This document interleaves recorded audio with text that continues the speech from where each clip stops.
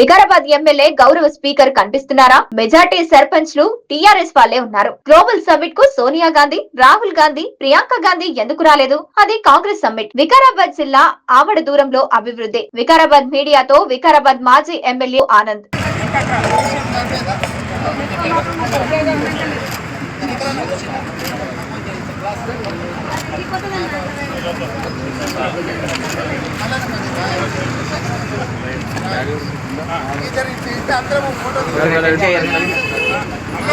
ఈరోజు విజయ్ దివస్ సందర్భంగా మరి మా వికారాబాద్ జిల్లా కేంద్రం లోపల మా మాజీ ఎమ్మెల్యే టీఆర్ఎస్ వికారాబాద్ జిల్లా పార్టీ అధ్యక్షులు మెతుకు ఆనంద్ గారి ఆధ్వర్యం లోపల విజయ్ దివాస్ కార్యక్రమాన్ని జరుపుకోవడం జరుగుతుంది.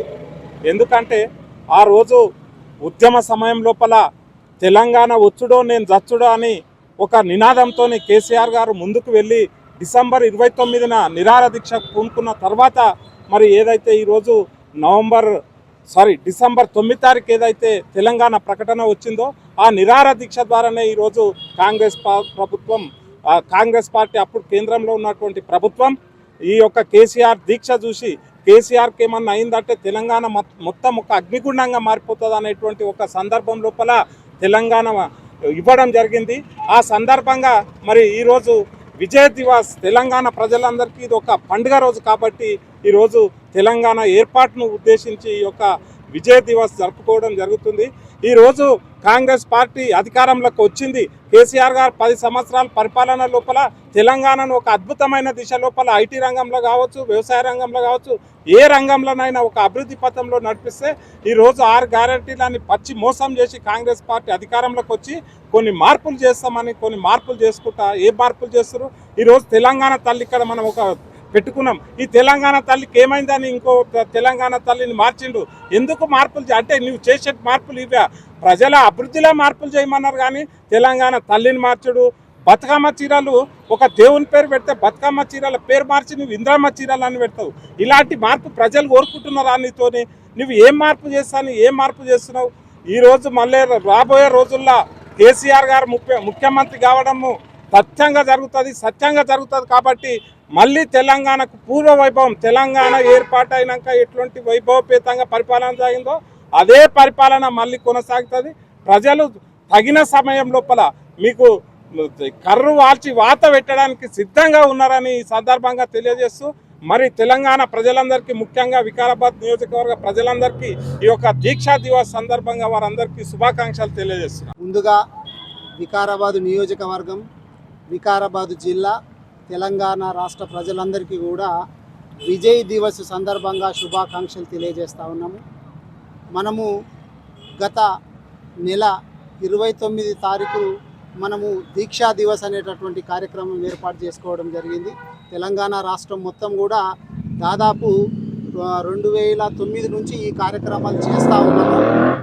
కేసీఆర్ గారు నవంబరు 29 తారీఖు రోజు దీక్ష భూని ఈ డిసెంబరు 9 తారీఖు ఏదైతే తెలంగాణ ప్రకటన వచ్చింది కాబట్టి దాన్ని విజయ్ దివస్గా మనం పేర్కొంటా ఉన్నాము.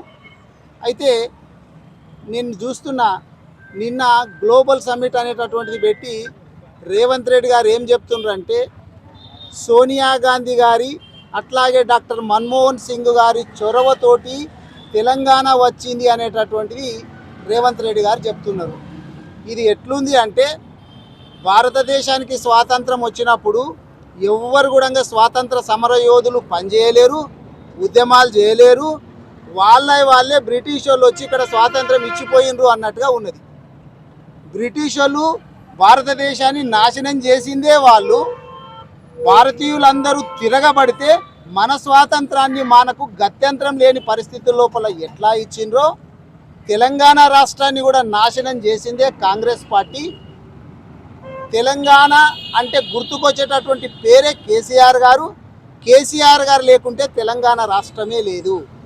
గాదాన్ని మర్చిపోయి కాంగ్రెస్ పార్టీ ఇచ్చింది అంటే మరి కాంగ్రెస్ పార్టీ ఇచ్చింది అంటే తెలంగాణ రాష్ట్రంలో అంతమంది ఉద్యమకారులు ఉద్యమాలు చేసిండ్రు అంటే కాంగ్రెస్ వాళ్ళు ఇస్తామంటే కూడా మీరు ఇవ్వద్దు అని చెప్పి ఉద్యమాలు చేసిండ్రా? అంతమంది అమరులు అయ్యిండ్రు అంటే తెలంగాణ రాష్ట్రాన్ని మేము ఇస్తామని కాంగ్రెస్ వాళ్ళు అంటే కూడా మీరు ఇవ్వద్దు అని చెప్పి చనిపోయినరా? మాట్లాడడానికి ఒక అర్థం పర్థం అన్న ఉందా రేవంత్ రెడ్డి గారు? మీరు ఆలోచన చేయాలా. కేసీఆర్ గారు పేరు వలకడానికి ఆయనకి ఇష్టం లేదు.